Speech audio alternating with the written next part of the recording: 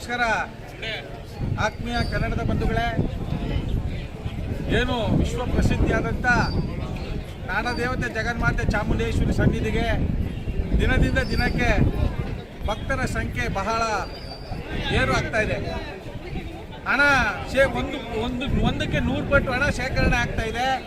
ಆದ್ರೆ ಭಕ್ತರಿಗೆ ಯಾವುದೇ ರೀತಿ ಅನುಕೂಲಗಳಿಲ್ಲ, ಅನಾನುಕೂಲಗಳು ಜಾಸ್ತಿ ಆಗಿದೆ. ಇಲ್ಲಿ ಅಗರ್ಭ ಶ್ರೀಮಂತರಿಗೆ ದೇವಸ್ಥಾನ ಪಾಲಾಗ್ತಾ ಇದೆ. ರಾಜಕಾರಣಿಗಳ ಬೇಜವಾಬ್ದಾರಿ ತಂದಿಂದ ಇವತ್ತು ಭಕ್ತರು ಯಾರೂ ಸಹ ತಾಯಿಯ ವರವನ್ನ ಪಡೆಯಲಿಕ್ಕೆ ನೆಮ್ಮದಿಯಿಂದ ಸರದಿ ಸಾರಲ್ಲಿ ಹೋಗಿ ದೇವರ ದರ್ಶನ ಪಡೆಯೋಕ್ಕಾಗ್ತಾ ಇಲ್ಲ. ಇವತ್ತು ನೋಡಿ, ಸುಮಾರು ಒಂದು 2-3 ವರ್ಷ ಆಗಿದೆ ಗೋಪುರ ಆ ಎಡಗಡೆ ಈಶಾನ್ಯ ಮೂಲೆ, ದೇವ್ರ ಮೂಲೆ, ಅದು ಚಾಮುಂಡೇಶ್ವರಿಗೆ ವಿಶೇಷವಾದಂಥ ಮೂಲೆ. ಆ ಮೂಲೆ ಬಿದ್ದು ಸುಮಾರು 4-5 ವರ್ಷ ಆಗಿದೆ. ಮಾನ್ಗೆಟ್ಟವು ಇವತ್ತು ಅಕ್ರಮವಾಗಿ ಅನ್ಯಾಯವಾಗಿ ಇವತ್ತು ನಮ್ಮನ್ನು ಆಳ್ತಾ ಇದ್ದಾರೆ. ಇದಕ್ಕೆಲ್ಲ ಮೂಲ ಕಾರಣ ಜನರೇ, ಭಕ್ತರು ಪ್ರಶ್ನೆ ಮಾಡದಿರೋದ್ರಿಂದ. ಪ್ರಶ್ನೆ ಮಾಡಬೇಕಾಗಿರೋದಲ್ಲಿ ದೇವಸ್ಥಾನಗಳಲ್ಲಿ, ಕಾಲೇಜ್ಗಳಲ್ಲಿ, ಪವಿತ್ರವಾದಂಥ ಸ್ಥಾನಗಳಲ್ಲಿ ಎಲ್ಲೆಲ್ಲಿ ಜನ ಸಂದಣಿ ಜಾಸ್ತಿ ಇದೆ ಅಲ್ಲಿ ಜನ ಪ್ರಶ್ನೆ ಮಾಡಬೇಕು. ದೇವಸ್ಥಾನಗಳು ಅಂತ ಮುಖ ಮುಚ್ಕೊಂಡು ಹೋಗ್ತೀರಿ, ಕಾಲೇಜ್ಗಳಲ್ಲಿ ನನ್ನ ಮಕ್ಕಳನ್ನ ಟಾರ್ಗೆಟ್ ಮಾಡ್ತಾರೆ ಅಂತ ಪ್ರಶ್ನೆ ಮಾಡಲ್ಲ. ಶಾಲೆ ಕಾಲೇಜ್ಗಳು ಇವತ್ತು ದೇವಸ್ಥಾನಗಳು ಭ್ರಷ್ಟ ರಾಜಕಾರಣಿಗಳ ಪಾಲಾಗಿದೆ. ಇವತ್ತು ನಮ್ಮ ಆಳ್ತಾ ಇರೋರ ಭ್ರಷ್ಟರು ಅಂತ ನೇರವಾಗಿ ಹೇಳ್ತೇವೆ. ಯಾರು ಬಂದು ನಮ್ಮನ್ನು ಪ್ರಶ್ನೆ ಮಾಡೋ ತಾಕತ್ತು, ಧೈರ್ಯ, ದಮ್ಮು ಯಾರಿಗೂ ಇಲ್ಲ. ಎಲ್ಲ ಎಂಜಲ್ ಕಾಸ್ಟ್ ನಾಶಗೋಸ್ಕರ ಯಾರು ಅನ್ಯಾಯ ಮಾಡ್ತಾರೆ, ಯಾರು ಅಕ್ರಮ ಮಾಡ್ತಾರೆ, ಯಾರು ತಾಯಿ ಸನ್ನಿಧಿಲಿ ಹಣವನ್ನ ದುರ್ಬಳಕೆ ಮಾಡ್ಕೊತಾ ಇದ್ದಾರೆ, ಅವ್ರ ಪರ ಜೈ ಅನ್ನೋಂಥ ಅನ್ಯಾಯಗಳು, ಅವಿವೇಕಿಗಳು ಜಾಸ್ತಿ ಇರೋದ್ರಿಂದ ಆ ತಾಯಿಯ ಒಂದು ಭಕ್ತ ಸನ್ನಿಧಿಗೆ ಬಹಳ ದುರಂತವಾಗ್ತಾ ಇದೆ. ಇವತ್ತು ಏನು ನಾಡದೇವತೆ ಜಗನ್ಮಾತೆ ಚಾಮುಂಡೇಶ್ವರಿಯ ಆಷಾಢ ಶುಕ್ರವಾರಕ್ಕೆ ಭಕ್ತಾದಿಗಳಿಗೆ 2,000 ಮಾಡಿದಿರಲ್ಲ, ಅಲ್ಲ ಕಂಡ್ರೆ ಮಾನ್ಗೆಟ್ಟವೆ. ನಿಮ್ ಜನ್ಮಕ್ಕೆ ಬೆಂಕಿ ಹಾಕವೆ. ನೀವು ಜನರನ್ನ ಆಳಕ್ ಬಂದಿದ್ರು, ಜನರ ರಕ್ತ ಕುಡಿಯಕ್ಕೆ ಬಂದಿದ್ರು. ತಾಯಿ ಜಗನ್ಮಾತೆ ಚಾಮುಂಡೇಶ್ವರಿ ಸನ್ನಿಧಿಲಿ ತಿಂಗಳಿಗೊಂದು 1 ಕೋಟಿ ಮೇಲೆ ಆದಾಯ ಆಯ್ತದೆ. ಇದನ್ನೇ ದುರ್ಬಳಕೆ ಮಾಡ್ಕೊಳ್ಳೋ ಮನೆಯಾಳ ರಾಜಕಾರಣಿಗಳು ನೀವು 2,000 ಮಾಡಿದಿರಲ್ಲ. ಏನು MP MLಗಳು ಮಾತ್ರ ಮಾಡಿದಿರಾ? IAS IPS ಅಧಿಕಾರಿಗಳು ಮಾಡಿದಿರೋ?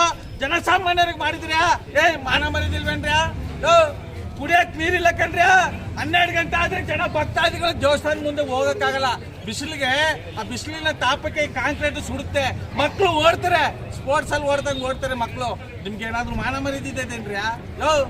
ಇವೇನೋ ಅಧಿಕಾರಕ್ಕೆ ಏನಕ್ಕೆ ಬಂದಿದ್ರ್ಯಾ? ಜನರಿಗೆ ರಕ್ತ ಇರಕ್ ಬಂದಿದ್ರಾ? ಜನರ ರಕ್ತ ಇರಕ್ಕೋಸ್ಕರ ಅಧಿಕಾರಕ್ಕೆ ಬಂದಿದ್ದೀರಾ? ಒಳಗಡೆ ಎಷ್ಟೆಲ್ಲ ಅನ್ಯಾಯಗಳು ನಡೀತಾ ಇದೆ, ಎಷ್ಟೆಲ್ಲ ಅಕ್ರಮಗಳು ನಡೀತಾ ಇದೆ. ಇವತ್ತು ನಾಡದೇವತೆ ಜಗನ್ಮಾತೆ ಚಾಮುಂಡೇಶ್ವರಿ ಸನ್ನಿಧಿಲಿ ಪ್ರಸಿದ್ಧವಾಗಿ, ಸಾಂಸ್ಕೃತಿಕವಾಗಿ, ಕಾನೂನುಬದ್ಧವಾಗಿ ಒಂದೇ ಗೇಟಲ್ಲಿ ಹೋಗ್ಬೇಕು. ಸೂರ್ಯನ ಬಾಗಿಲು ಒಂದೇ ಗೇಟಲ್ಲಿ ಹೋಗ್ಬೇಕು, ಒಂದೇ ಗೇಟಲ್ಲಿ ಬರಬೇಕು. ಸಂಪ್ರದಾಯನ ಮುರಿದು ಹಣಕ್ಕೋಸ್ಕರ ನೀವು ದಿಕ್ಕಲ್ಲಿ ಜನಗಳಿಗೆ ಅನುವು ಮಾಡಿಕೊಡ್ತಾ ಇದ್ರ ದುಡ್ಡುಗೋಸ್ಕರ. ಇದು ನ್ಯಾಯನಾ?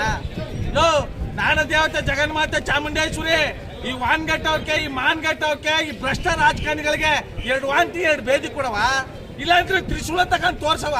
ಸುಮ್ಮನೆ ಬರ್ಬೇಕು ಜನ 1000 ಕಿಲೋಮೀಟರ್ ಇಂದ ನಿನ್ನ ಭಕ್ತರು ಏನಕ್ಕೆ ಬರ್ಬೇಕು ಹೇಳಿ? ನಿಮ್ ಸನ್ನಿಧಿಲೇ ಇಷ್ಟೊಂದು ಅನ್ಯಾಯ ನಡೀತಾ ಇದೆ. ಬ್ರಹ್ಮ ಲಕ್ಷ್ಮೀಬಾಯಿ ಅಂತ ಒಬ್ಬ ಬ್ರಹ್ಮನ್ಗೆ 4 ವರ್ಷ ಕುಡಿಯಕ್ಕೆ ನೀರು ಕೊಟ್ಟಿರ್ಲಿಲ್ಲ. ಗ್ರಾಮ ಪಂಚಾಯತಿ ಸದಸ್ಯ ಏನ್ ಮಾಡ್ತಾ ಇದ್ದಾನೆ? ಈ ರೀತಿ ಅನ್ಯಾಯಗಳು, ಅಕ್ರಮಗಳು ನಡೀತಾ ಈ ರೀತಿ ರಾಜವಾಸವಾಗಿ ನೀವು ಓಡಾಡ್ತಿದ್ರೆ ಬಂಡ ರಾಜಕಾರಣಿಗಳೇ, ದೇಶದ್ರೋಹಿ ರಾಜಕಾರಣಿಗಳೇ. ತಾಯಿ ನಿಮ್ಗೆ ಅಧಿಕಾರ ಕೊಟ್ಟಿರೋದು ಪರೀಕ್ಷೆ ಮಾಡ್ತಾವಳೆ. ನಿಮ್ಮ ಮನೆಯಾಳ ರಾಜಕಾರಣ ಬಿಡಿ, ಭಕ್ತಾದಿಗಳು ಒಳ್ಳೆ ಕೆಲಸ ಮಾಡಿ. ಭಕ್ತರಿಗೆ ಕುಡಿಯಕ್ಕೆ ನೀರು ಇಲ್ವಲ್ರಿ? ವಾನ್ಗಟ್ಟವೆ. ಮುಖ್ಯಮಂತ್ರಿ ಕ್ಷೇತ್ರ ಅಂತೀವಿ.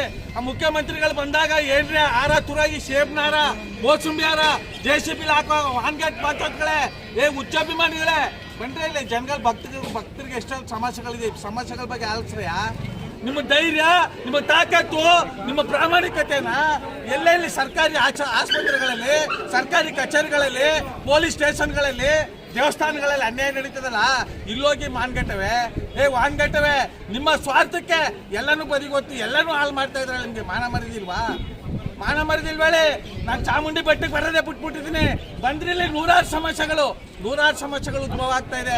ನಿಮ್ಮಂತ ಏಡಿ ರಾಜಕಾರಣಿಗಳು ಇರೋದ್ರಿಂದ ಇದು ಉದ್ಭವ ಆಗ್ತಾ ಇದೆ ಅಂತ ನಮ್ಮ ಮೈಸೂರು ದೇವತೆ ಕನ್ನಡಿಗರ ಬಳಗದಿಂದ ತಿಂಗಳಿಗೊಂದು ಪ್ರತಿಭಟನೆ ಮಾಡ್ತೀವಿ ಚಾಮುಂಡಿ ಬೆಟ್ಟದಲ್ಲಿ.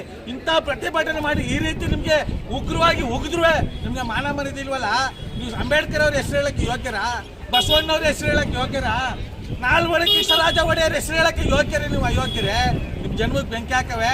ನಿಮಗೂ ಮಕ್ಕಳು ಮರಿ ಸಂಸಾರ ಅಂತಿದೆ. ಜನಗಳ ಕಷ್ಟ ಸುಖನ ಆಲಿಸಿ ಜನರ ಕಷ್ಟ ಸುಖಕ್ಕೆ ಪರಿಗಣಿಸಿ ಉತ್ತಮವಾದಂಥ ಸೇವೆ ಮಾಡಿದ್ದ ನಮ್ಮ ಮೈಸೂರು ಹೃದಯವಂತ ಕನ್ನಡಿಗರ ಬಳಗದಿಂದ ನೋವಿನಿಂದ ನನ್ನ ಅಳಿಲನ್ನು ತೋಡ್ಕೊಳ್ತಾ ಇದ್ದೀನಿ.